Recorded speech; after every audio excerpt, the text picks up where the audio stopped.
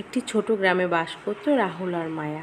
রাহুল ছিল একজন সুরকার আর মায়া একজন পেইন্টার। ছোটবেলায় তারা একে অপরের খুব ভালো বন্ধু ছিল। গ্রামের ছোট পুকুর পাড়ে বসে তারা আকাশের তারা গুনত, বৃষ্টি হলে মাঠের গন্ধ শুকত আর একে অপরের স্বপ্ন শেয়ার। কিন্তু সময়ের সাথে সাথে তারা আলাদা হয়ে যায়।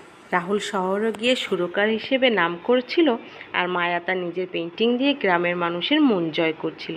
তারা একে অপরের সাথে অনেক দিন যোগাযোগ। হঠাৎ একদিন রাহুলের শহরের এক প্রদর্শনীতে মায়ার পেইন্টিং প্রদর্শিত হতে শুরু করলো। রাহুল সেখানে গিয়ে মায়ার আঁকা প্রত্যেকটি ছবিতে তাদের ছোটবেলার স্মৃতি, পুকুরের পাড়, বৃষ্টি, আকাশের তারা।